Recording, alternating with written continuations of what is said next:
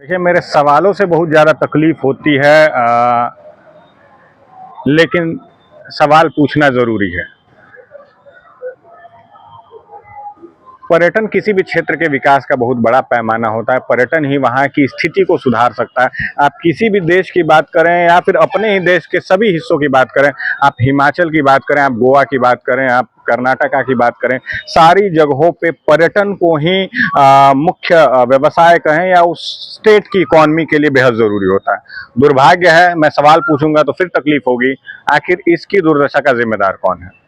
जी हाँ, फिर मेरा हमला ना चाहते हुए भी स्थानीय सांसद पे ही हुआ है और उनसे ही सवाल है कि आपके क्षेत्र में आपका घर यहाँ से कितनी दूर है, ये पूरी दुनिया को पता है। 500 मीटर या 200-400 मीटर की दूरी पे आपका आवास है और 30 सालों से आप अपने पद पे आसीन है। आपके पिताजी 15 साल आपसे, इसीलिए मैं 30 सालों का हिसाब पूछता हूँ कि ये जो खंडहर नुमा रूपी ये महल है, अगर इसको पर्यटन के तौर पे विकसित किया गया रहता तो क्या ये गलत होता?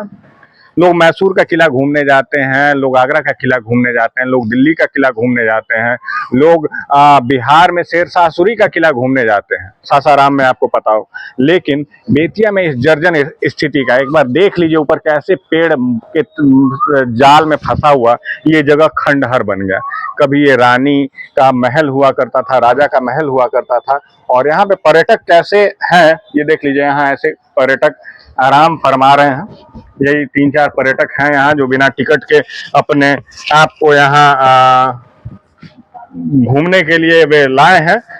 लेकिन देखना और सोचना होगा कि क्या पर्यटन के आधार पे इसको अगर विकसित कर दिया गया रहता तो आज बेतिया कहाँ से कहाँ हुआ रहता।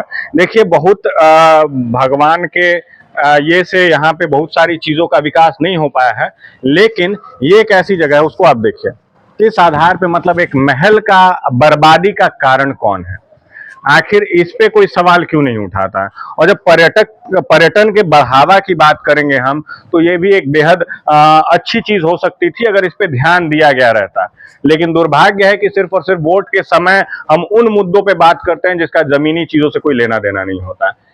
मतलब इसकी जर्जरता का कोई ना कोई दोषी तो जरूर होगा। मेरा सीधा सीधा सवाल सांसद महोदय से ही है, क्योंकि लोकसभा चुनाव है और तमाम तरीके के वे अपने कार्यों को गिना रहे हैं।